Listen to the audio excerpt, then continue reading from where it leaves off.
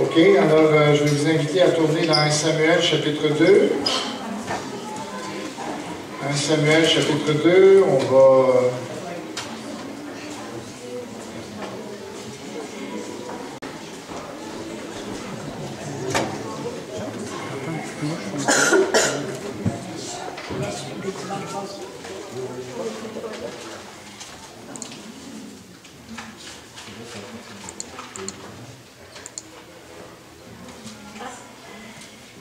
Alors, je demandais à Serge de conduire dans la prière ce matin pour que je sois rempli d'amour pour vous et de vérité également. Seigneur Dieu, on te remercie pour le fait qu'on ait encore la possibilité de se réunir ensemble, de voir tes œuvres, tes merveilles dans la vie de chacun des frères et des sœurs. C'est vraiment encourageant. C'est un Dieu vivant qui, malgré ce qui est peut-être sombre autour, on a l'assurance que tu es avec nous, que tu nous accompagnes. Tu prends soin de nous en ces choses, pour avoir la joie dans nos cœurs. Je te remercie pour Jean-Pascal qui est ici, qui est impliqué à plein temps pour annoncer ton évangile, pour nous encourager, nous fortifier. Je te demande de l'accompagner dans ce message, qui puisse être vraiment, comme je disais, dans un prophète en ton nom, pour parler de ta part, pour toucher nos cœurs. On te demande d'exciter l'esprit en nous, pour qu'on puisse vraiment saisir ce que tu vas nous dire par l'entreprise de Jean-Pascal. Dis-le, que ces mots fassent résonner en nous l'esprit qui suscite en nous la reconnaissance, et qu'on te connaisse encore plus, Seigneur, avec ce message. Amen. Amen. Amen. Alors, juste pour vous dire, vous savez, des fois, je peux amener la parole, puis... mais juste avoir cette maturité-là que il y a des fois où le message peut ne pas s'adresser du tout à vous. D'accord? Alors, il faut être à l'écoute, non pas tellement de ce que je dis, mais de ce que l'Esprit dit. Il y a des fois, je peux dire des choses, c'est pas pour vous. Puis prenez-le pas pour vous. OK? Mais quand c'est pour vous, prenez-le pour vous. OK? Alors, en tout cas, j'espère que vous comprenez ce que je dis. Des fois, il y a des choses qui sont dites, puis on peut prendre ça, puis se faire des fardeaux avec ce que je dis. Mais si le Saint-Esprit n'est pas en train de vous dire « c'est pour toi », prenez-le pas. Mettez-vous pas ce fardeau-là. L'Esprit de Dieu enseigne chacun selon les besoins, puis c'est ça qu'il faut écouter, cette voix-là qu'il faut écouter quand on prend la parole. Et quand il nous parle, par exemple, là, il faut répondre. Là, il faut saisir, dire « OK, ça lève ». Des fois, ça peut être dur. Je me souviens, des fois, il y a des messages que j'ai entendus, j'ai écrasé dans le fond de mon siège, je me disais « Hey! » Tu sais, puis j'ai eu de la misère. Je me souviens encore d'un message qui a été dit à Vancouver, que Dieu m'attendait là. J'ai écrasé dans le fond de mon siège. Ça a pris des mois avant que je sois capable de dire « Bon, OK, Seigneur, tu m'as pardonné, puis c'est beau. » Tu sais. Mais des fois, la parole de Dieu, ça tranche, hein, puis ça fait mal. D'autres fois, c'est très encourageant. Ça ne sera jamais la même chose. Vous ne savez pas ce que Dieu va faire ce matin. OK? Mais il faut être prêt, tu sais, à ce que Dieu veut nous dire. Des fois, ça fait du bien. Des fois, ça ne fait pas du bien, je vous dis. Mais c'est ça, la véritable parole de Dieu. Il faut être prêt à ça. D'accord? Alors, on va aller lire, mais juste avant qu'on aille lire le chapitre 2, j'aimerais juste revenir un petit peu sur le message de dimanche passé et essayer de clarifier certaines choses aussi. Alors, on a vu cette situation avec Anne qui a prié pour avoir un enfant parce qu'elle était stérile et tout ça. Et j'ai mentionné qu'il y avait des fois... Dans la vie, on vit des choses difficiles pour deux raisons. Une première raison, c'est les circonstances. La vie fait en sorte qu'on souffre parce qu'on vient de certains milieux et tout ça. Tu sais. On n'a pas de responsabilité, on subit. On subit les circonstances de notre vie, la génétique, peu importe le pays dans lequel on vit. Et c'était le cas de Anne, puis j'ai mentionné à cause du péché, mais j'ai surtout pas voulu dire à cause de son péché. Okay? Ce n'était pas son péché qui a fait en sorte qu'elle vivait quelque chose de difficile. C'était simplement le fait des circonstances de sa vie, sa génétique, ou peu importe, ce que Dieu a permis dans sa vie Et elle n'avait pas de responsabilité par rapport à ça. J'aimerais juste préciser ça. Et l'autre cas, c'était la mauvaise décision de son mari. Hein? Des fois, on est victime dans nos épreuves d'une mauvaise décision. D'accord? Alors, juste, je veux préciser ça. Quand je parle de péché dans l'Église, là, je ne suis pas, la plupart du temps, je ne suis pas en train de parler de vos péchés. Je suis en train de parler qu'on est dans un monde pécheur, puis que le péché, là, le désordre qui a été installé dès le début de la désobéissance de l'être humain, ça a nuit, ça a mis un désordre dans les lois de Dieu au niveau de notre morale, de notre génétique, etc. C'est de ce péché-là que je parle. Okay? Juste que vous le compreniez pour que vous ne pensiez pas « Oh, il est-il en train de parler? Il est-il en train de me dire que j'ai un péché dans ma vie? » Non. OK? Alors, la plupart du temps, ce n'est pas ça du tout. OK? Si je le dis, ce sera probablement le Saint-Esprit qui va vous parler parce que je ne le saurais pas moi. D'accord? Juste ça. Maintenant, ce que je veux faire ressortir, qu'on n'a pas bien peut-être compris non plus, c'est que si on veut être répondu dans notre vie de prière, Anne avait compris quelque chose que beaucoup ne comprennent pas. Elle n'a pas simplement de demander à un enfant pour elle. Vous comprenez? Souvent, dans nos requêtes, et ça fait en sorte que nos requêtes n'ont pas beaucoup de puissance, des fois. Parce qu'on ne recherche que notre intérêt personnel dans les requêtes qu'on a. Ce que Anne avait compris, elle dit, si tu me réponds, cet enfant-là que je vais avoir, je te le donne. Je m'engage à ça. Voyez-vous, elle a fait un vœu de ça. Alors, ce que Dieu a aimé là-dedans, c'est très, très concret pour Dieu. Là. Elle dit, tu vas me bénir, je vais être content, tu vas enlever ma honte. OK? Parce que c'était comme ça que c'était vécu particulièrement dans ce... Tu vas enlever ma honte. Bien, parce que tu vas avoir fait ça, moi aussi, je vais chercher ton intérêt, ton avantage, je vais chercher ton royaume. C'est ça qu'elle... Ce qu'elle a fait finalement, elle a appliqué un principe que Jésus a dit. Cherchez d'abord et avant tout le royaume des cieux, et toutes choses vous seront données par-dessus. D'accord? Alors, quand on prie, il faut aussi se demander, mais comment toi, Dieu, ton royaume va avancer là-dedans? Comment toi, ça va être profitable pour tes intérêts à toi? C'est beau, mes intérêts, mais les intérêts de Dieu sont beaucoup plus importants que les nôtres. Êtes-vous d'accord avec ça? D'accord? C'est que quand on prie, il faut voir les intérêts de Dieu. Et quand on les voit, et quand on s'engage en fonction de ces intérêts-là, ça donne de la puissance à notre prière. C'est pour ça que vous voulez un travail. Mais pourquoi vous voulez un travail? Mettons que ce soit l'exemple. Juste pour vous, pour faire de l'argent, pourquoi vous achetez une plus belle chemise? C'est quoi l'idée? Mais si vous commencez à prier, à lui dire, Seigneur, j'aimerais un travail, parce que je te promets, puis je m'engage, je te promets de te bénir au travers du salaire que je vais faire. Je vais bénir ton œuvre. Je vais bénir les missionnaires. Je vais bénir ton Église pour ce qu'on est en train de faire. Si vous entrez dans cette dynamique-là, là, Dieu embarque là-dedans. Mais si c'est juste pour soi, c'est pour ça qu'on prie rarement avec le vœu, d'utiliser le vœu pour la puissance pour notre prière. Mais ça aussi, c'est important, de dire, qu'est-ce que moi je vais donner à Dieu s'il me bénit? Et ça, on n'est pas obligé de le faire toujours après qu'il nous ait bénis. On peut le faire même avant d'y réfléchir, de dire, je vais m'engager à ça. Ça donne de la puissance à notre prière. Vous comprenez ce principe-là? Là? C'est important, ça, là. OK? D'utiliser le vœu pour donner de la puissance à notre prière. Alors, ça, c'est ce que j'ai voulu. Donc, le premier chapitre de Samuel, c'est un chapitre qui enseigne beaucoup sur la prière. S'il y avait un thème à faire ressortir de ce chapitre-là, la prière, l'efficacité de la prière, les conditions pour être exaucé, ça, c'est vraiment ça. Chapitre 2, on va voir aujourd'hui l'éducation parentale. Ça, c'est vraiment le thème qui ressort de ce chapitre-là. Vous savez, qu'est-ce que l'éducation parentale? Qu'est-ce qu'il faut atteindre? On va regarder ça. Je vous le dis, là, c'est un message qui va avoir beaucoup d'impact. Je vous avertis tout de suite. OK? Parce que ce qui va être dit ce matin ne va pas avec les idées du monde. Je vous le dis tout de suite. OK? Ayez pas peur, mais je vous dis, c'est un message qui est puissant. Pas parce que je vais lui donner de la puissance, mais parce qu'il y a des vérités dans ce texte-là qui ne sont pas selon notre monde. OK, on y va.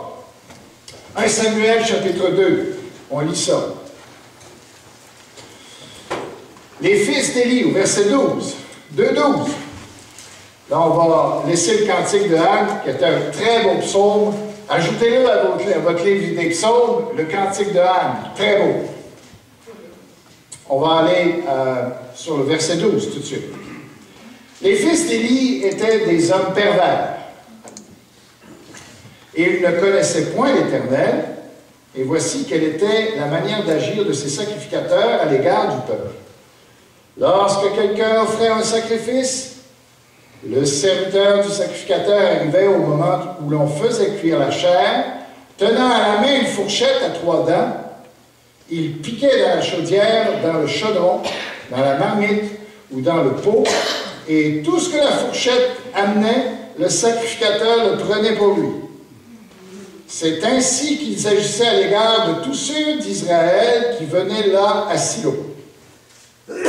Même avant qu'on fasse brûler la graisse, le serviteur du sacrificateur arrivait et disait à celui qui offrait le sacrifice, « Donne pour le sacrificateur de la chair rôtie. » C'est l'invention du premier barbecue.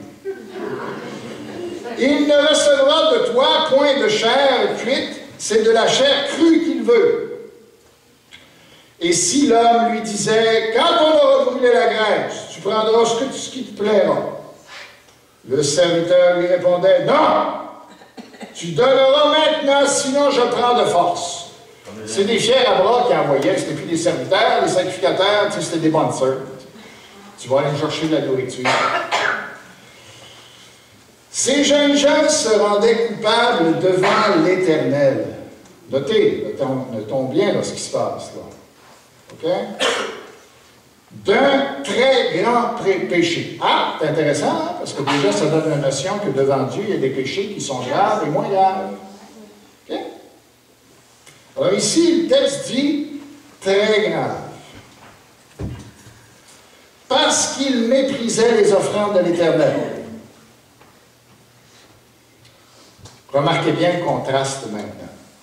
Dieu fonctionne par contraste pour nous aider, nous éclairer sur les personnages, sur la situation. Samuel, là on pourrait chanter, tu sais, s'il y avait un petit morceau de musique, avec la lecture, là, tu sais, là on pourrait chanter. Tu sais, au début, là, tu aurais eu la musique, là, tu sais, gros orchestre, grave, les tambours, boum, boum, situation lourde. Là, puis là, tu sais, là, ça serait la flûte traversière. Samuel faisait le service devant l'Éternel, et cet enfant était revêtu d'un éphod de lin. Sa mère lui faisait chaque année une petite robe, et la lui apportait en montant avec son mari pour offrir le sacrifice annuel. La petite robe, là, c'était pas qu'il y avait une jupe, là, okay? C'était que l'habit de sacrificateur, c'était là. Okay? Parce que ça couvrait toute l'idée de sainteté. Pour ça. Alors, Élie bénit Elkana et sa femme en disant que l'Éternel te fasse avoir des enfants de cette femme pour remplacer celui qu'elle a prêté à l'Éternel. Et ils s'en retournèrent chez eux. Lorsque l'Éternel eut visité Anne, elle devint enceinte et elle enfanta 3 fils et 2 filles. Et le jeune Samuel grandissait auprès de l'Éternel. C'est intéressant parce que pendant des années, Anne n'avait même pas, sa honte avait été enlevée, elle ne priait même plus pour des enfants. Elle ne voulait même pas avoir des enfants encore. Alors on en voulait, mais Dieu avait fait ce qui était l'essentiel pour elle. T'sais. Alors, ces moments, c'est Élie qui lui dit, il va prier pour elle, dire, tu pourrais en avoir des enfants, pas obligé que ce soit juste Samuel. Puis là, elle s'est mise vraiment, là, plusieurs années après, à avoir des enfants. Et donc, c'est intéressant de voir la personnalité de Dieu qui revient sur le sujet, qui dit, regarde, tu m'as donné ton fils, mais moi, là, je n'ai pas arrêté de te bénir, puis j'ai le goût de te bénir encore plus. Oui, la bonté de Dieu, la personnalité de Dieu, qui est un Dieu de grâce, qui n'est pas un Dieu méchant, sévère, qui se limite à ce qu'on m'aime, on lui demande, puis même qui est radin pour les choses qu'on lui demande. Non, c'est pas ça du tout. Alors, continuons à lire jusqu'au verset 26 pour l'instant. Alors, là, la musique revient un peu plus costaud. Alors là, c'est le violoncelle, puis c'est le contrebasse, ça joue, puis le gros saxophone, même le trombone. Hein? Élie était fort âgé et apprit comment ses fils agissaient à l'égard de tout Israël. Il apprit aussi qu'il couchait avec les femmes qui s'assemblaient à l'entrée de la tente d'assignation. Il leur dit, « Pourquoi faites-vous de telles choses? Car j'apprends de tout le peuple vos mauvaises actions. Non, mes enfants, ce que j'entends dire n'est pas bon. Vous faites pécher le peuple de l'Éternel. Si un homme pêche contre un autre homme, Dieu le jugera. Il y a au moins un arbitre qui peut évaluer qui a tort, qui a raison. Mais s'il pêche contre l'Éternel, qui intercédera pour lui? Qui va le défendre? Son juge et son avocat de la couronne. Et ils n'écoutèrent point la voix de leur père, car l'Éternel voulait les faire mourir. Oh, que c'est pas populaire, un langage comme ça aujourd'hui. Dieu veut faire mourir quelqu'un. Le jeune Samuel continuait à grandir. Ah, on en chante. On en chante. La petite douceur. Hein? Le jeune Samuel continuait à grandir et il était agréable à l'Éternel et aux hommes. Alors, voyez-vous le contraste ici qui est donné? Les fils d'Élie par rapport à Samuel. C'est voulu. Dieu, par ce contraste-là, veut montrer combien la situation des fils d'Élie est très déplorable par rapport à Samuel, qui lui va être un homme de Dieu remarquable. Alors, il y a tout ce jeu-là. Donc, je vous ai dit qu'on est dans la période des juges, on se trouve un peu avant 1000 avant Jésus-Christ, c'est une période, là, la fin de la période des juges, qui n'est pas une époque fortiche. C'est pas très beau, hein? Mais c'est au moment où Élie est là, ça fait 40 ans qu'Élie est là, et là, il est sur la fin de sa vie. Élie, il a fait un bon travail, quand même. C'est pas ce que c'était. Malgré qu'Elkana, bon, est polygame, donc on voit que les valeurs de Dieu ne sont pas très bien intégrées. Hein? Même avec David, qui est quand même un homme de Dieu, on va voir qu'il va être polygame lui-même, parce qu'il est roi, il va s'en permettre un peu plus, mais c'était pas mieux. Alors, on n'est pas dans une période finalement si terrible que ça, même si on est dans la période des juges. Et Élie a quand même fait un travail, bon, c'est ce qu'on voit, on voit l'atmosphère ici du deuxième chapitre, du premier chapitre, et on voit que la situation morale du peuple, spirituelle du peuple, est revenue, un peu plus à la normale. Et là, parce qu'on voit, comment on peut le voir? Ben d'abord, on voit que Élie lui-même, dans ses prières, quand il prie pour les gens, il est répondu. On voit lui-même qu'il est scandalisé de voir ce que ses fils font. Donc, on voit quelqu'un qui est sensible. On voit quelqu'un aussi qui observe Anne, qui est en train de prier Dieu de tout son cœur sans dire des mots, puis qui le trouve comme « Hey, es-tu une femme ivre, toi? Es-tu une ivrogne? » Donc, il réagit à ces choses-là. On voit que c'est un homme qui se tient aussi près du temple de Dieu, qui est là, qui aime Dieu, qui aime servir Dieu. On voit par la suite dans l'histoire, on va voir que quand l'arche va être enlevée, qu'il va s'effondrer, qu'il va en mourir même, qu'il aime Dieu, il aime son service, il aime ce qu'il fait comme sacrificateur. Il a un cœur pour Dieu, cet homme-là. Mais ça pose une question.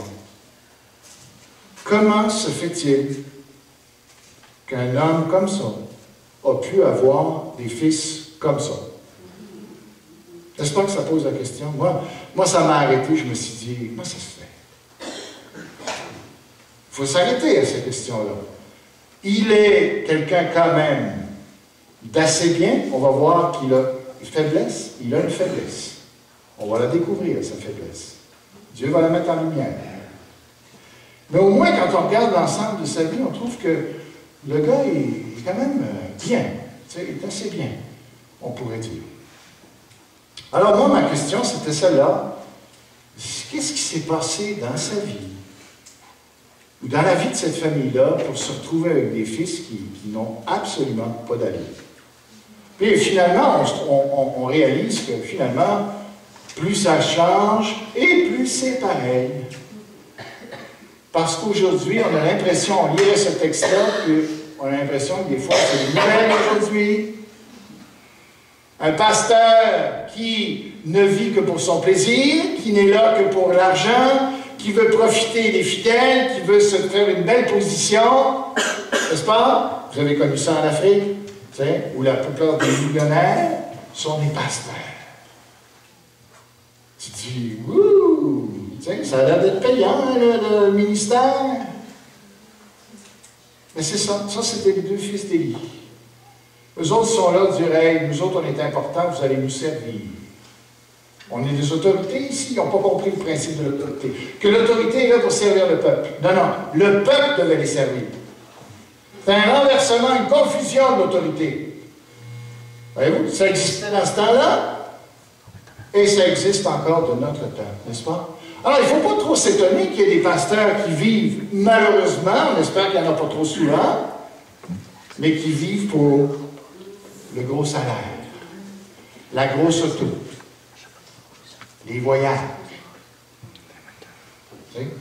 Alors, il faut être prêt à réaliser que ça existe. Et oui, malheureusement, ça existe. Des pasteurs qui violent les femmes de leur église. Aïe aïe! Ben, c'est ça, les fils d'Élie. C'est exactement ça. Le ministère corrompu au maximum. Et il va en avoir d'autres. Il y en a eu et il y en aura d'autres. Malheureusement. Alors, ils n'ont vraiment pas compris c'est quoi le pastorat. Ils n'ont pas compris c'est quoi d'être sacrificateur. Ils n'ont pas... Et surtout, ils n'avaient aucune crainte de Dieu. Tu t'imagines? Tu es là en train de servir dans la tente de Dieu. La nuée de Dieu est en arrière de toi. C'est fort. La nuée est là, parce qu'il n'y a rien qui nous dit que Dieu ne reposait pas encore sur le lieu très saint.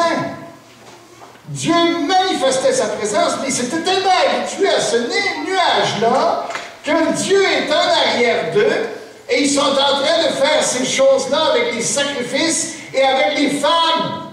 Tu t'imagines comment ces gars-là n'avaient plus de crainte de Dieu, comment ils étaient des incroyants. Tu ne peux pas trouver plus athée. On l'avait dit, ça ne marche pas. Hey, il va falloir que je me fasse greffer des grosses oreilles. Collant. Non, ça va. Ça va, ça va. Il va te chier. Tu es obligé de me faire une chirurgie. Alors, qu'est-ce que je disais? Bon, en tout cas, ils étaient corrompus. C'est pas qu'ils n'avaient pas de crainte de Dieu. C'est les pires athées. Dans la parole de Dieu, tu ne peux pas trouver plus athée que ça. De te tenir dans la présence de Dieu comme ça, de ne faire aucun cas de Dieu. Mais encore, ça nous ramène à la question. Mais comment ils ont pu en venir là, ces hommes-là, qui servaient dans le temps, qui faisaient les sacrifices de Dieu? Même le peuple était plus saint qu'eux autres. Le peuple était en train de dire, était en train de se plaindre d'eux autres, en train de leur dire, c'est pas comme ça qu'on fait les sacrifices. Parce qu'il y avait dans la loi, tu pouvais avoir certains morceaux qui étaient réservés aux sacrificateurs parce qu'il y avait une symbolique là-dedans. Eux autres, ils pigeaient n'importe quoi. Tu sais. Tout ce qui était important pour eux, c'était leur grosse bedaine. D'avoir du plaisir. Les papilles gustatives, c'était leur Dieu. T'sais? Puis ils retirent la nourriture, il n'y avait pas besoin d'attendre qu'on fasse le sacrifice. Donne-moi ça tout de suite.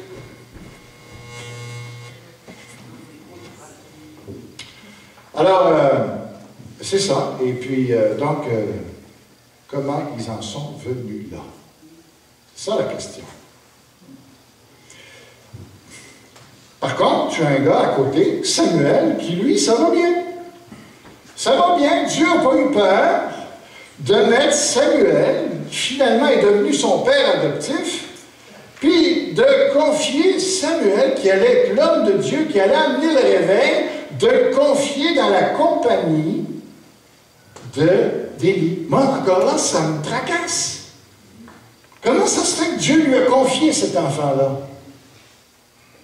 Ah, j'aimerais vous dire que parce qu'il y avait une maman qui était en arrière qui priait beaucoup et qui pensait à lui, qui l'avait consacré à Dieu. L'importance de consacrer nos enfants. Okay? Ça fait une grande influence dans la vie de Samuel. Je pense que Élie n'était pas un problème au niveau de l'exemple. Il était un bel exemple devant les yeux de Samuel. Il n'aurait pas scandalisé Samuel par sa conduite. C'était dans ce sens-là un bon papa, un beau modèle. T'sais, donc Dieu n'a pas eu peur aussi de confier Samuel. Alors, ma question est encore, comment ça se fait qu'ils ont dérapé comme ça? Comment ça se fait qu'ils ont dérivé comme ça, ces hommes-là? Le peuple est plus droit qu'eux autres. Son père est beaucoup plus droit qu'eux autres. Samuel est plus droit qu'eux. Ils semblent être isolés dans une situation où ils sont totalement corrompus, totalement incrédules. Tu te dis, mais comment c'est arrivé? Excusez, je parle un peu fort. Mais c'est quand même troublant comme question. J'aimerais savoir ce qui s'est produit dans leur vie. Eh bien, chose qui n'est pas populaire de notre monde, on va voir où Dieu a vu le problème. C'est pas là qu'on voudrait le voir, nous, mais c'est là que Dieu l'a vu, le problème. Nous, on voudrait, il y a eu une mauvaise influence dans leur vie, ils ont vécu un traumatisme, ils ont été déçus dans leur foi, leur prière n'a pas été répondue à un moment donné, ils ont vu un mauvais exemple d'autres sacrificateurs. C'est ça qu'on voudrait voir dans leur vie pour les justifier. Mais heureusement, le texte nous dit où était le problème. Nous allons lire le texte. Alors, on y va avec le verset 27. Un homme de Dieu vint auprès d'Élie et lui dit, « Ainsi parle l'Éternel. Ne me suis-je pas révélé à la maison de ton père? Lorsqu'ils étaient en Égypte dans la maison de Pharaon, il parle d'Aaron et de Moïse. Je l'ai choisi parmi toutes les tribus d'Israël pour être à mon service dans le sacerdoce, pour monter à mon autel, pour brûler le parfum, pour porter l'éphod devant moi, et j'ai donné à la maison de ton père tous les sacrifices consumés par le feu et offerts par les enfants d'Israël. Pourquoi? » Alors, il lui dit là, et c'est très solennel. « Pourquoi foulez-vous aux pieds mes sacrifices et mes offrandes que j'ai ordonné de faire dans ma demeure? Et d'où vient que tu honores tes fils plus que moi, afin de vous engraisser des prémices de toutes les offrandes d'Israël, mon peuple? » Alors Dieu a mis le doigt sur le bobo. Pourtant, on voit qu'Élie a repris ses fils. Il dit, qu'est-ce que vous faites là? Mais on voit qu'il y avait un problème avec ça aussi. On va le voir. Mais là, Dieu dit, qu'est-ce que tu fais là, toi? Qui est-ce qu'il vise? Qui est-ce que Dieu accuse? Qui est-ce que Dieu rend responsable de la situation? Élie. Oui, mais qui il est, Élie? Il est le Père. Avez-vous remarqué? Dieu ne va pas vers la mer. Ah, c'est beau être chef. C'est beau être chef du foyer. Mais c'est des responsabilités aussi.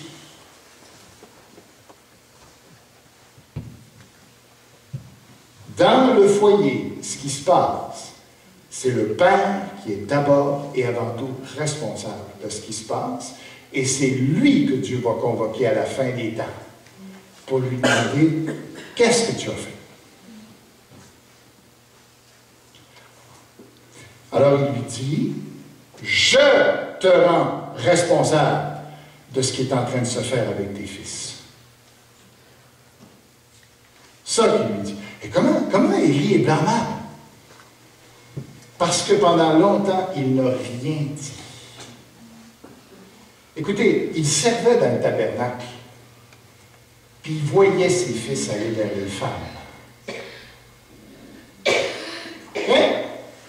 Il était là, depuis le début. Il était là, puisqu'il a reçu Anne. Il a prié pour elle. Il voyait ses fils qui servaient.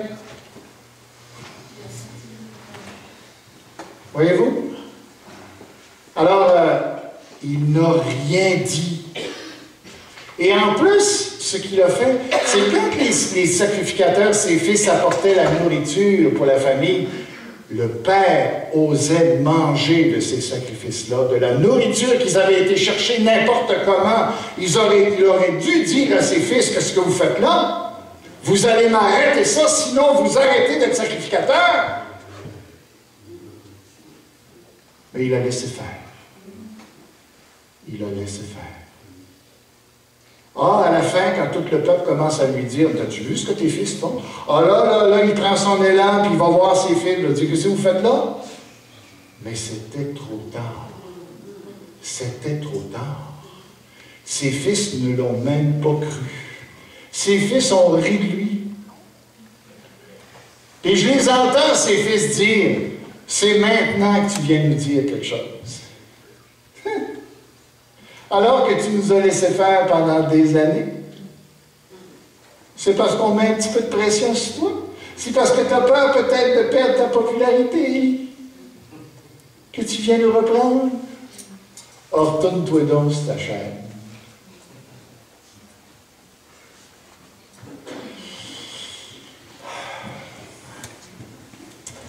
Et oui. Et oui. Ce qui se passe dans un foyer, ce qui se passe avec nos enfants, c'est la responsabilité des papas, d'abord et avant tout. Maintenant, on va se poser la question, il ne suffit pas, donc, d'être un exemple devant nos enfants. C'est bon, ça commence là. Élie n'était pas si mal que ça. Il ne suffit pas de reprendre les enfants, même après des années, surtout pas après des années. Parce que Dieu dit, et puis ils n'ont pas écouté, les pères. La Bible nous apprend que Dieu voulait les faire mourir, mais n'empêche qu'il y avait quand même la situation où leur père, pour eux, n'avait aucune autorité sur leur vie.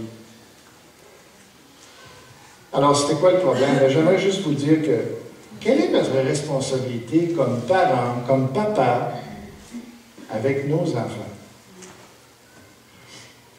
Est-ce que l'éducation, c'est quoi l'éducation?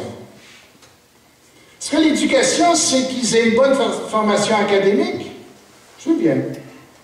C'est bien. Est-ce qu'ils aient une bonne formation ou une bonne éducation éthique? Tu sais, qu'ils se comportent bien à table, qu'ils se comportent bien quand on va chez les gens, qu'ils se comportent bien à l'école avec les professeurs, qu'ils soient respectueux, tu sais, qu'ils soient bien habillés, ou etc., qu'ils prennent soin de leur hygiène. Est-ce que c'est ça l'éducation?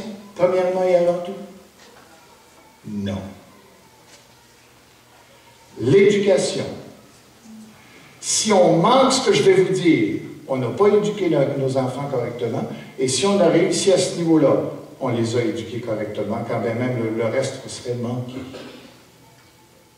Voici ce qu'est le but de l'éducation. C'est que les enfants nous obéissent. Voilà le but. Parce qu'ils peuvent avoir une belle éducation, parce qu'ils ont appris par contrainte ou n'importe quoi, par tout ça, parce que l'ensemble de la famille vivait d'une certaine manière. Ils peuvent avoir appris une éducation par osmose, on peut dire. Mais si ce sont des rebelles, ils n'ont rien appris. Ce qu'il faut s'assurer comme père, c'est que les enfants ne sont pas rebelles, qu'ils soient obéissants, qu'ils répondent « oui, papa », et qu'ils le fassent avec joie. « Oui, papa ». C'est ça qu'il faut attendre dans le cœur de nos enfants. Et c'est ça qu'Élie n'a pas su atteindre avec ces gars. Il a su peut-être les contrôler, puis même quand ils sont grands, on voit qu'il a perdu complètement le contrôle. Pourquoi? Parce que dans le cœur, il ne le craignait pas. Et quand on ne craint pas le papa, on ne craint pas Dieu. Les deux vont ensemble. Vous vous rappelez du passage dans Jean qui dit « Comment tu vas aimer Dieu si tu n'aimes pas tes frères que tu vois? Comment tu peux aimer celui que tu ne vois pas, que tu n'aimes pas celui que tu vois? » Ben, c'est la même chose que j'aimerais vous dire ce matin. Si Dieu ne vous obéit, si votre enfant ne vous obéit pas, il ne faut pas que j'aille dans ce sens-là, je ne sais pas ce qui se passe, il va y avoir des ondes malfaisantes. Ici, il faut que je me tienne ici. Tiens. Alors, si votre fils ne vous obéit pas, d'accord? Ben, il n'obéira pas jamais à Dieu non plus. Ne croyez pas ça si votre fils n'est pas capable de vous dire « Oui, papa », il ne le dira jamais à Dieu non plus. Croyez-vous ça? Êtes-vous convaincu de ça? C'est que ce que votre enfant va être, ce que votre fils va être particulièrement, avec Dieu, dans son obéissance, dans son consécration à Dieu, il va devoir l'avoir appris à la maison. S'il ne l'apprend pas à la maison avec son papa qu'il voit, qu'il aime, comment il va obéir à un Dieu qu'il ne voit pas? Ça commence là. Dieu nous a donné cette autorité-là, mais il faut la saisir, il faut la prendre. On va faire une étude ensemble sur ce que Dieu a à reprocher particulièrement aux hommes. Luc 1, 17.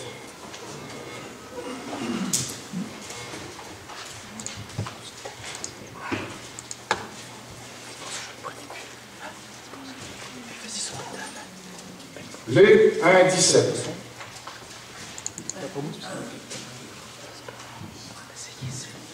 Remarquez bien. Notez bien. Il marchera devant Dieu avec l'esprit et la puissance d'Élie. Ce n'est pas le même Élie, ici on parle du prophète.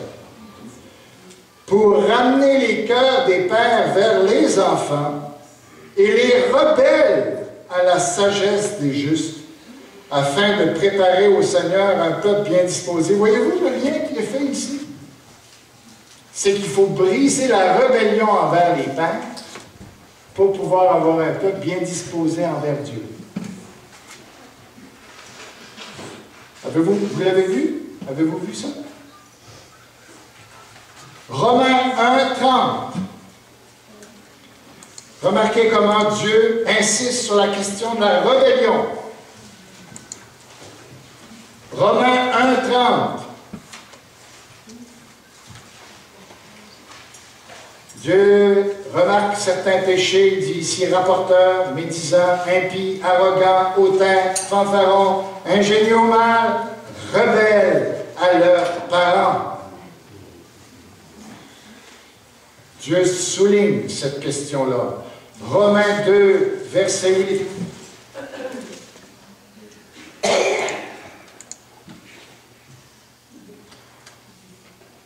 Mais l'irritation et la colère à ceux qui, par esprit de dispute, sont rebelles à la vérité et obéissent à l'injustice. Dieu va juger les rebelles. Romains 10, 21. Mais au sujet d'Israël, il dit « J'ai tendu mes mains tous les jours vers un peuple rebelle et contredisant. »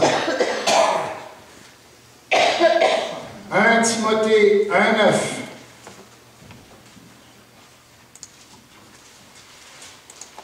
« 1 Timothée 1, 9.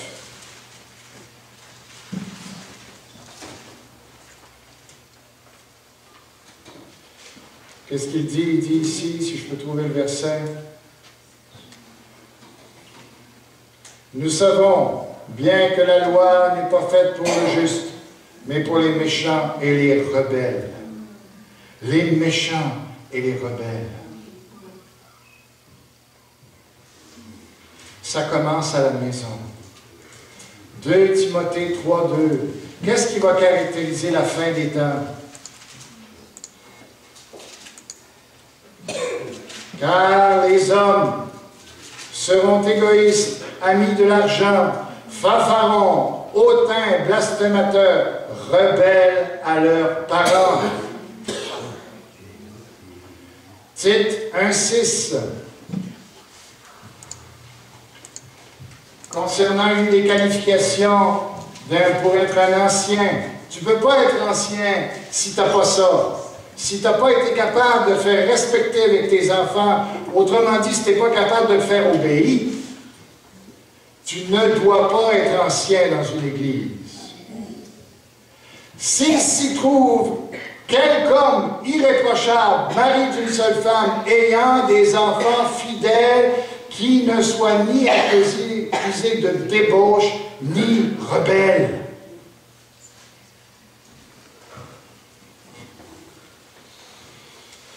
Verset 16. Ils font profession de connaître Dieu, mais ils le renient par leurs œuvres, étant abominables, rebelles et incapables d'aucune bonne œuvre. Rebelle veut dire incapable, du point de vue de Dieu, de bonne œuvre. Verset 10, Hébreux 10, 27, maintenant je termine là-dessus.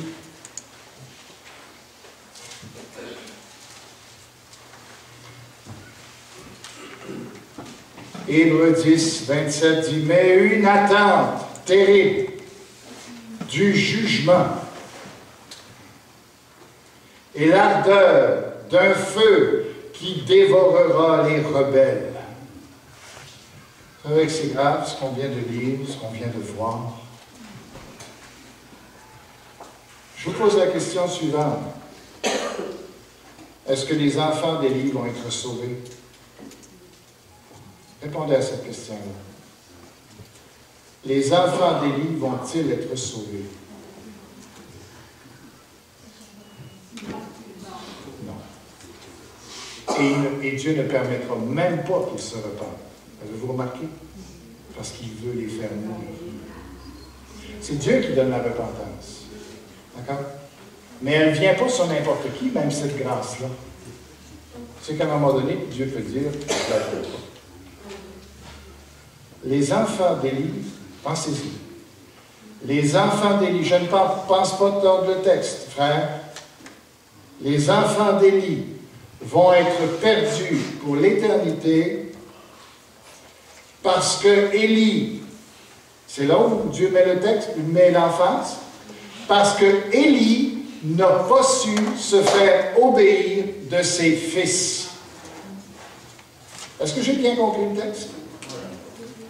Revisez-le. Si je me trompe, dites-moi-le. Parce que c'est de lourdes conséquences que je suis en train de lire ce matin et de dire.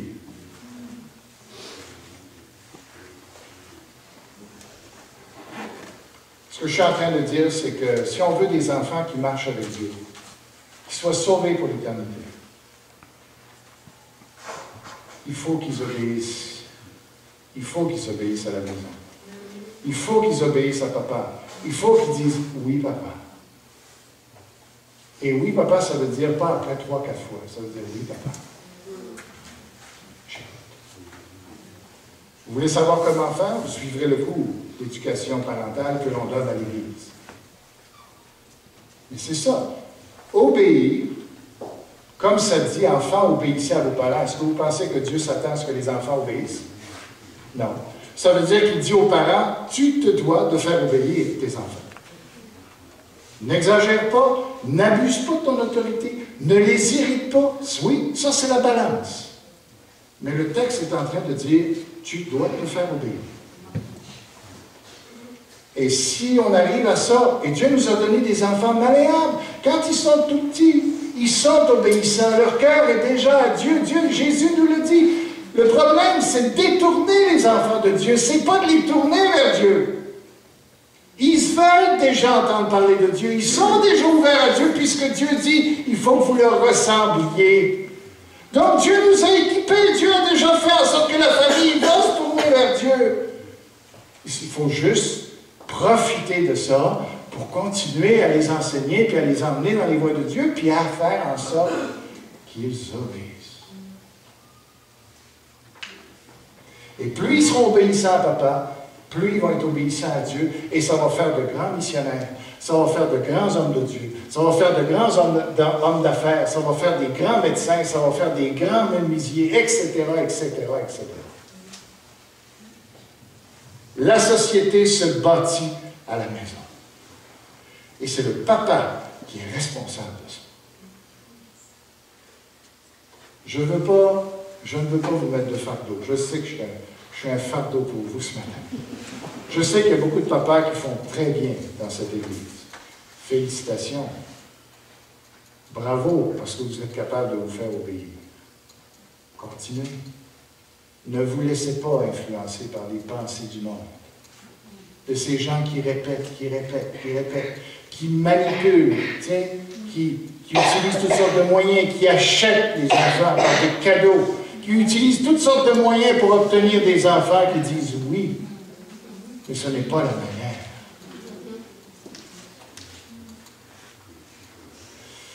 C'est pour ça que pour nous, dans cette Église, les enfants sont extrêmement importants. C'est là qu'on va mettre notre énergie. C'est là qu'on va aider les parents pour qu'ils puissent avoir des enfants de Dieu. Ça commence là. Si on réussit là, on a tout réussi dans l'Église ici. Êtes-vous triste? J'ai voulu vous le dire avec le plus d'amour possible. J'ai demandé au Seigneur, Seigneur, ne permets pas que je prêche avec colère, parce que moi, tu sais, je veux dire, c'est pas devant moi, c'est pas ça, c'est pas important. Moi, mon rôle, c'est de vous aimer. Je ne peux pas être fâché après vous. J'ai été des années fâché après les chrétiens, sans m'en rendre compte. Mais un pasteur est là pour aimer, prêcher par amour pour les gens. Il veut les aider. Il ne veut pas les accabler, il ne veut pas les détruire. Moi, je ne veux pas vous détruire. Shame on me si je veux essayer de me manifester ou de me montrer supérieur à vous, c'est parce que j'ai la parole. Je ne suis pas meilleur que vous. On n'est pas meilleur ici. C'est la grâce de Dieu qui fait la différence. C'est tout. Ce matin, si vous sortez d'ici avec « Ah, comment je vais faire ça? » La grâce de Dieu. Ça ne dépend pas de vous. Ça ne dépend pas de votre caractère, de votre capacité d'être ferme, humainement. Non. Relaxez. OK? Relaxez. Rentrez pas à la maison pour dire, pas tu vas obéir. Tu ne peux pas reprendre, tu sais, 10 ans, mettons. D'une certaine manière, en une seconde ou en quelques secondes, de dire à partir d'aujourd'hui, ça change. Non, faites pas ça. Allez-y tranquille, dans la prière. Seigneur, montre-moi-le. Donne-moi la grâce, donne-moi de le faire avec des corrects. On ne veut pas devenir des bourreaux, on ne veut pas aller à l'autre bout. Des fois, on voit qu'on a des excès dans un domaine, puis là, on réagit, puis on va dans l'excès dans l'autre côté. Puis on devient hyper sévère, hyper, dur. C'est pas ça que Dieu, c'est pas ça qu'on veut non plus. Il faut trouver l'équilibre, il faut le centre. Il y a juste Jésus qui a le centre. Nous, on est juste des excessifs sur un bord ou sur l'autre. Il faut trouver le centre en Jésus. Alors, allez dans la prière. Changez rien pour tout de suite. S'il y a des choses que vous avez vues ce matin que... Oh boy! Changez rien par la chair. Laissez Dieu vous montrer. Laissez Dieu vous utiliser. Et il va le faire. Tu sais, un gros paquebot, quand il voit qu'il s'est trompé de direction, il ne peut pas revirer sur un 10 sous. C'est pas un joueur de hockey. C'est que là, il dit « Oh, j'ai perdu le cap. Ah ben, on va... » Et on est de retour.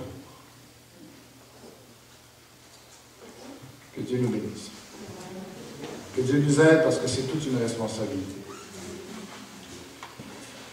Tendre Père, que tu puisses vraiment nous aider. On a compris ce matin.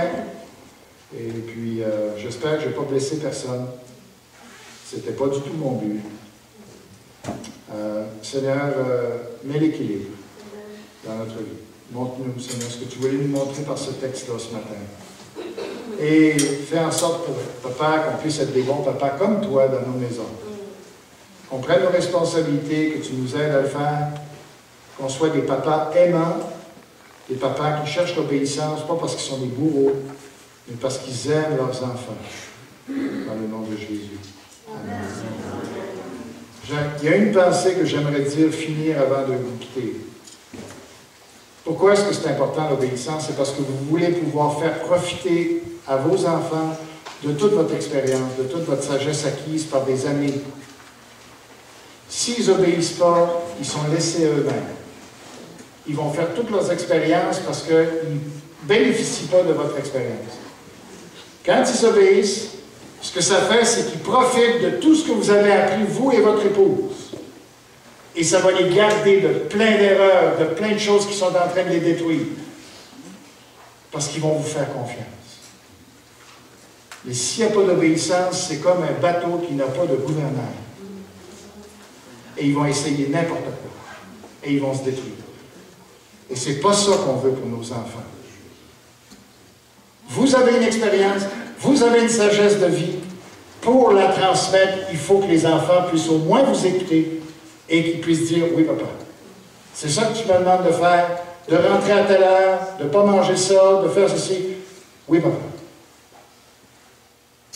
Et vous êtes en train de bénir vos enfants avec tout ce que vous êtes.